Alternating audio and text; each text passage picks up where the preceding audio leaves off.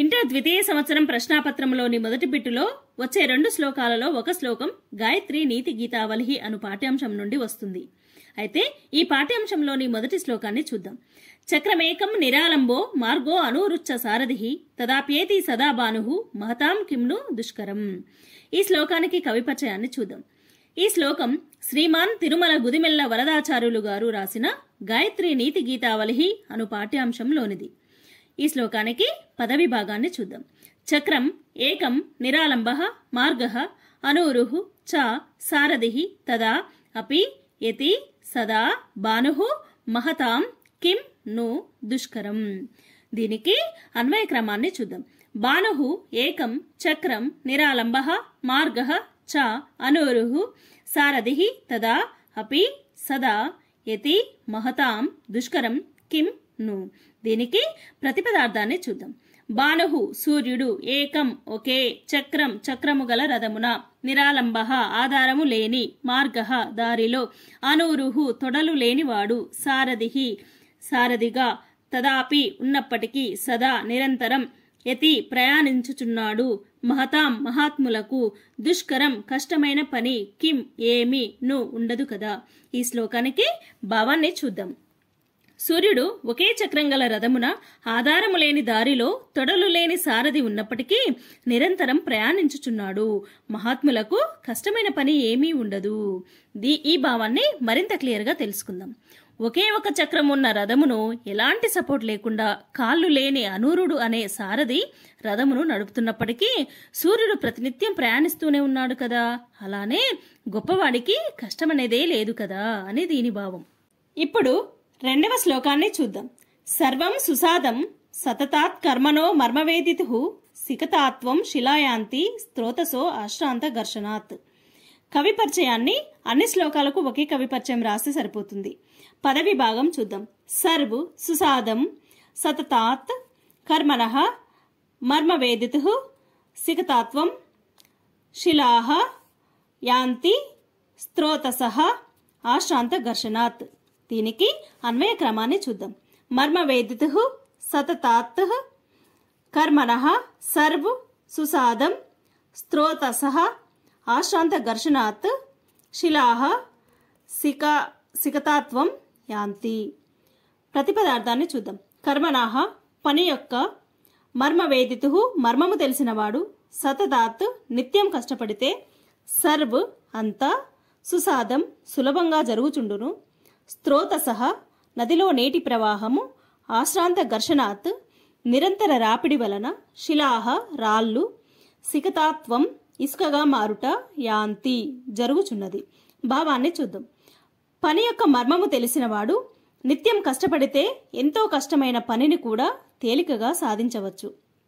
నదిలో నీటి ప్రవాహము, నిరంతర రాపిడి వలన రాళ్ళు కూడా ఇసుకగా మారుచున్నవి.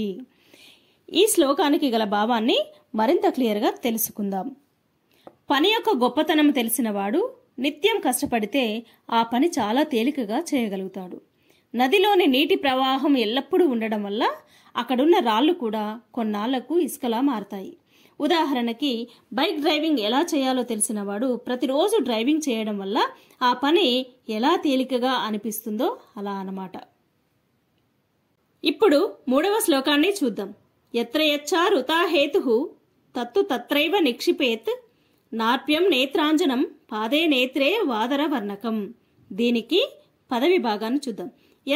యత్ చారుతా హేతుః తత్ తు తత్ర ఏవ నిక్షిపేత్ నా అర్ప్యం నేత్రాంజనం పాదే నేత్రే వా ఆధార వర్ణకం. దీనికి అన్వయ క్రమాన్ని చూద్దాం.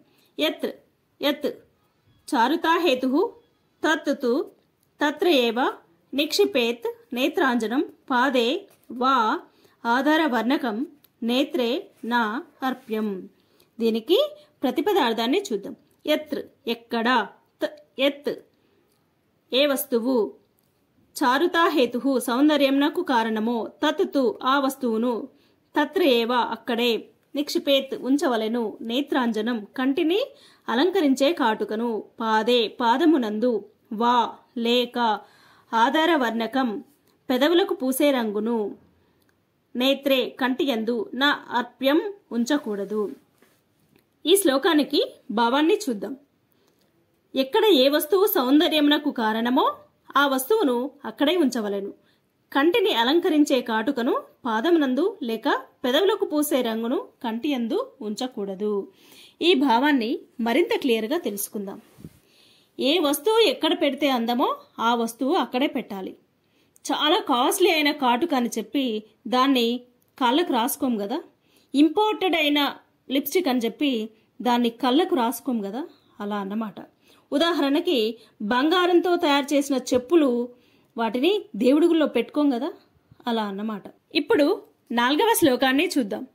తుల్యే రూపే పికః కాకః ధ్వనినా జ్ఞాయతే మదౌ వివృతే హి ముఖే వేద్యః సుజనో దుర్జనాత్ పృథక్. ఈ శ్లోకానికి పదవి భాగం చూద్దాం. తుల్యే రూపే పికః కాకః ధ్వనినా జ్ఞాయతే మదౌ వివృతే హి ముఖే వేద్యః సుజనాః దుర్జనాత్ పృథక్ వేద్యః. దీనికి అన్వయ క్రమాన్ని చూద్దాం. పికః కాకః తుల్యే రూపే మదౌ ధ్వనినా జ్ఞాయతే ముఖే వివృతే సుజనాః దుర్జనాత్ పృథక్ వేద్యః హి. ఈ శ్లోకానికి ప్రతిపదార్థాన్ని చూద్దాం.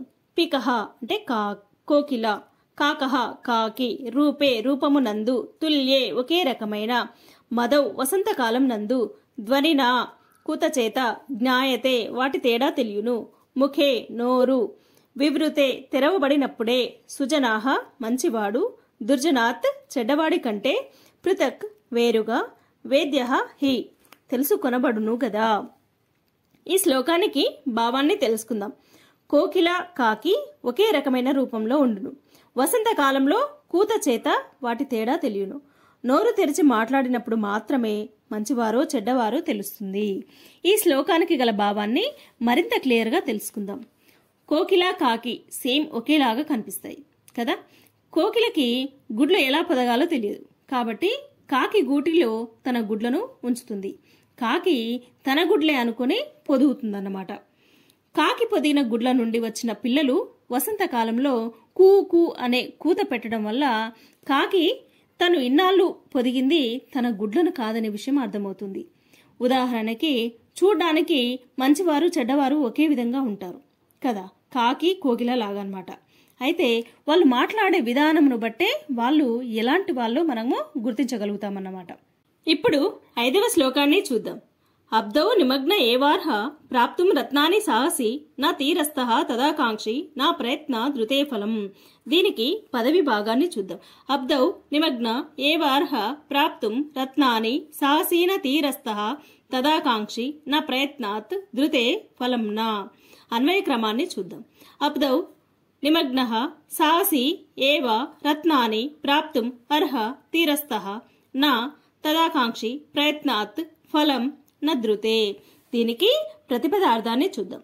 అబ్దౌ సముద్రములో, నిమగ్నః మునగగలిగేవాడు, సాహసి సాహసము గలవాడు, ఏవా మాత్రమే, రత్నాని రత్నములను, ప్రాప్తుం పొందుటకు, అర్హుడగును, తీరస్థః సముద్రపు ఒడ్డున ఉన్నవాడు, నా అర్హుడు కాడు, తదాకాంక్షి ఆ రత్నాలను కోరుకునేవాడు, ప్రయత్నాత్ ప్రయత్నం వల్లనే, ఫలం ఫలితము, నద్రుతే పొందలేడు. ఈ శ్లోకానికి భావాన్ని చూద్దాం. సముద్రం లోపల ఈదగలిగేవాడు, సాహసికుడు మాత్రమే రత్నాలను పొందుటకు అర్హుడు. సముద్రము ఒడ్డున ఉన్నవాడు అర్హుడు కాదు. రత్నాలు కావాలి అని కోరికతో ప్రయత్నించువాడికి ఎటువంటి ఫలితము ఉండదు. ఈ భావాన్ని మరింత క్లియర్గా తెలుసుకుందాం. పుస్తకం పట్టుకొని నాకు ఫస్ట్ ర్యాంక్ రావాలి అనుకుంటే రాదు కదా. పుస్తకాన్ని బాగా చదివితేనే కదా ఫస్ట్ ర్యాంక్ వచ్చేది. ఉదాహరణకు కారు ముందు కూర్చొని నాకు కార్ డ్రైవింగ్ రావాలి అంటే రాదు కదా. కారు నేర్చుకుంటేనే కదా డ్రైవింగ్ వచ్చేది. అది దీనికి భావం. ఇప్పుడు 6వ శ్లోకాన్ని చూద్దాం. పుష్పవత్ సౌరభం బ్రహ్మ లీనామాత్మని నో విదుః కస్తూరీ కిం విజానాతి స్వీయాం కస్తూరికా మృగః. దీనికి పదవి భాగాన్ని చూద్దాం. పుష్పవత్ సౌరభం బ్రహ్మ లీనం ఆత్మని విదుః నా కస్తూరి కిం విజానాతి స్వీయాం కస్తూరికా మృగః. దీనికి అన్వయ క్రమాన్ని చూద్దాం. సౌరభం పుష్పవత్ ఆత్మని లీనం బ్రహ్మ విదుహన కస్తూరికా మృగః స్వీయాం కస్తూరి విజానాతి కిం. ఈ శ్లోకానికి ప్రతిపదార్థాన్ని చూద్దాం. సౌరభం సుగంధము గల, పుష్పవత్ పువ్వు, ఆత్మాని మన ఆత్మయందు, లీనం లీనమై ఉన్న, బ్రహ్మ పరమాత్మను, విదుహు నా తెలుసుకొనలేము, కస్తూరికా మృగః కస్తూరి మృగము, స్వీయాం తనదైన, కస్తూరి కస్తూరి గంధమును, విజానాది తెలుసుకొనుచున్నదా, కిం ఏమి. ఈ శ్లోకానికి భావాన్ని చూద్దాం. తనలోని సుగంధాన్ని పువ్వు తెలుసుకోలేనట్లుగా మనలో ఉన్న పరబ్రహ్మను మనం తెలుసుకోలేకపోవచ్చున్నాము. తన యందు ఉన్న కస్తూరిని కస్తూరి మృగము తెలుసుకోలేకపోవచ్చున్నది కదా. అయితే ఈ శ్లోకానికి గల భావాన్ని మరింత క్లియర్గా తెలుసుకుందాం. పువ్వు తనలో వచ్చే సుగంధాన్ని అంటే మంచి వాసనను తను ఏ విధంగా అయితే గుర్తించలేదో మనలో ఉన్న దేవుణ్ణి మనము గుర్తించలేకపోతున్నాము. అట్లే కస్తూరి జింక తన నుండి వచ్చే కస్తూరి అనే మంచి వాసనను సుగంధాన్ని అది తెలుసుకోలేకపోతున్నది కదా. ఉదాహరణకి మనలో ఏదో ఒక టాలెంట్ క్రియేటివిటీ ఉంటుంది, కానీ అదేంటో మనం తెలుసుకోలేకపోవడం అన్నమాట.